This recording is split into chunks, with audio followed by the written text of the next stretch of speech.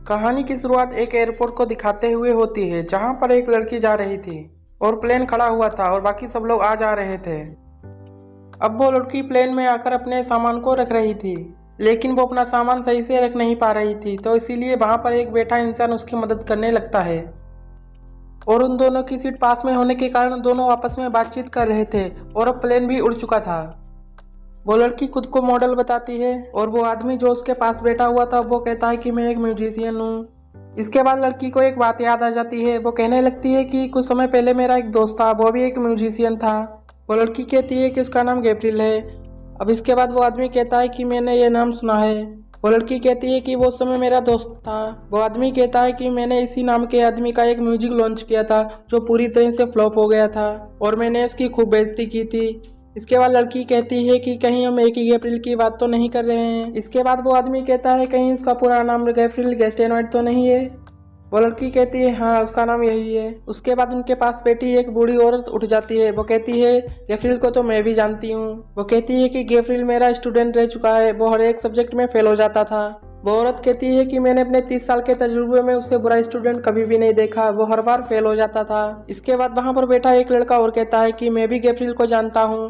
वो लड़का कहता है कि गैब्रियल मेरा क्लासमेट था। वो कहता है कि वो अपनी बेवकूफ़ियों को लेकर काफ़ी ज़्यादा मशहूर था, इसलिए हम लोग उसका काफ़ी ज़्यादा मजाक उड़ाया करते थे। इसके बाद वो टीचर कहती है कि अजीब बात नहीं है कि इतने सारे लोग प्लेन में बैठे हुए हैं और सभी लोग एक ही इंसान के बारे में बात कर रहे हैं। तभी एक आदमी पीछे से उठता है और वो कहता है कि गैब्रियल को तो मैं भी जानता हूँ। वो कहता है कि वो मेरे पास काम करता था, वो बहुत बुरा इंसान था, इसीलिए मैंने उसे जॉब से निकाल दिया। अब म्यूजिशियन को भी शक हो रहा था। इसके बाद म्यूजिशियन उठता है। वो कहता है कि प्लेन में गैब्रियल को कौन कौन जानता है। और अब यहाँ पर हैरानी कर देने वाली बात यह थी कि प्लेन में बैठे सभी लोग गैब्रियल को जानते थे। इसके बाद म्यूजिशियन पूछता है कि प्लेन में बैठे सभी लोगों ने टिकट क्या अपने आप ली थी। और अब यहाँ पर हैरान कर देने वाली बात यह होती है कि किसी ने टिकट खुद से नहीं खरीदा था, किसी को गिफ्ट मिला था और किसी को कंपनी से मिला था। इसके बाद वो औरत कहती है कि मैंने तो इस फ्लाइट को कैंसिल करने को सोचा था, लेकिन कंपनी वालों के प्रेशर से मुझे आना पड़ा। और ये सब बातें एयर होस्टेस सुन लेती है। वो आकर कहती है कि आप लोग जिस गैब्रियल की बात कर रहे हैं वो आज इस प्लेन का केबिन चीफ है। गैब्रियल के साथ मेरी पुरानी ज़िंदगी में एक रिश्ता रह चुका है। मैं और वो एक साथ ट्रेनिंग किया करते थे। एक दिन उसने मुझे प्रपोज किया और शादी के लिए कहा, लेकिन मैंने उसे मना कर दिया। इसके बाद वो मेरा सीनियर बन गया और आज वो इस प्लेन में है। मैं इस प्लेन में नहीं आना चाहती थी, लेकिन मुझे आना पड़ा क्योंकि वो मेरा हेड है। परेशानी वाली बात यह है कि कुछ समय पहले वो पायलट वाले हिस्से में गया था, लेकिन वो अभी भी वापस नहीं आया। इसके अलावा दोनों पायलट में से कोई भी जवाब नहीं दे रहा है और कोई दरवाज़ा भी नहीं खोल रहा है। और फिर इसके बाद प्लेन में एक ज़ोरदार झटका लगता है, जिसके बाद सब हिलने डुलने लगते हैं और इधर उधर गिरने लगते हैं। इसके बाद म्यूजिशियन कहता है कि यहाँ पर जितने लोग मौजूद हैं सभी लोगों ने गैब्रियल के साथ बुरा किया है। उसके बाद वो म्यूजिशियन उस लड़की से पूछता है कि तुम तो उसकी दोस्त थी ना, तुमने उसके साथ क्या गलत किया है। वो कहती है कि गैब्रियल मुझे पसंद करता था, लेकिन मैं उसके दोस्त को पसंद करती थी, लेकिन मैंने उसे धोखा दे दिया। और अब यहाँ पर हैरानी कर देने वाली बात एक और आती है। अब यहाँ पर पता चलता है कि जिस दोस्त ने उसे धोखा दिया था वो भी इस प्लेन में मौजूद था।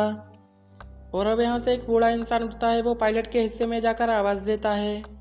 वो इंसान गैब्रियल से कहता है कि प्लीज़ दरवाज़ा खोलो। वो इंसान गैब्रियल से खुद का रिश्ता बताता है। वो कहता है कि मैं एक दिमाग का डॉक्टर हूँ। जब गैब्रियल मेरे पास दवाइयाँ लेने आता था तब मैं उसका ट्रीटमेंट करता था, लेकिन बाद में मैंने अपनी फीस बढ़ा दी। इसके बाद गैब्रियल ने मेरे पास आना बंद कर दिया।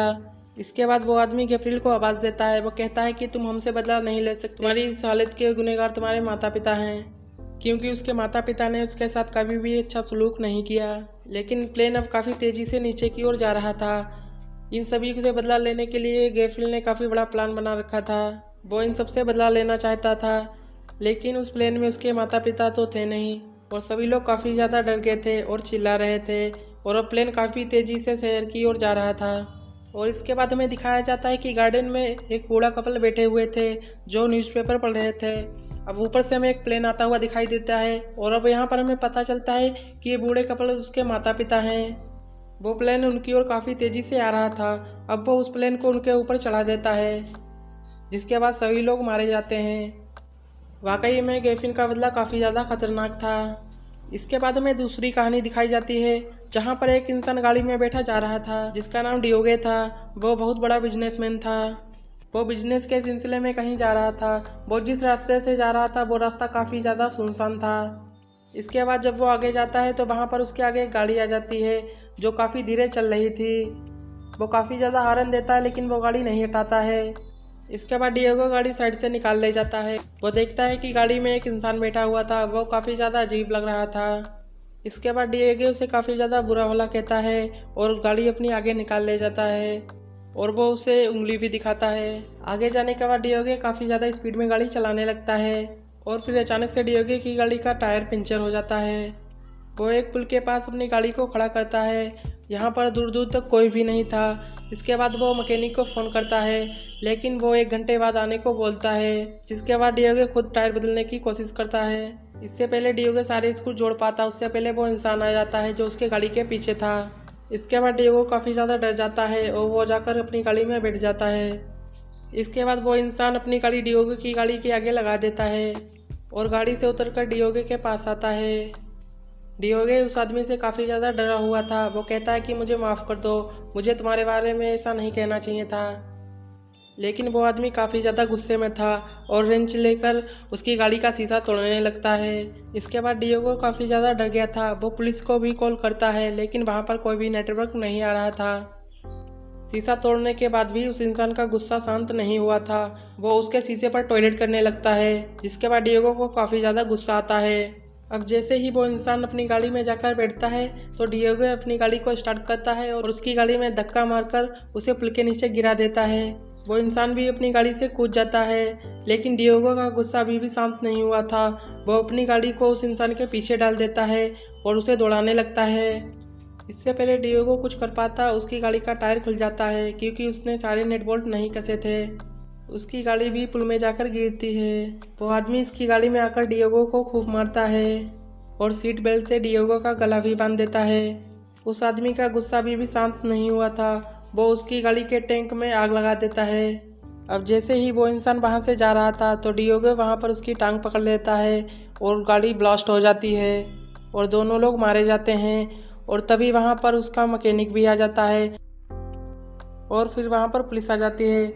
एक पुलिस वाला कहता है कि ये दोनों लोग एक दूसरे के बचाने की कोशिश कर रहे थे लेकिन बदकिस्मती से ये लोग ये नहीं जानते थे कि दोनों ने बदले की आग में एक दूसरे को ख़त्म कर दिया था।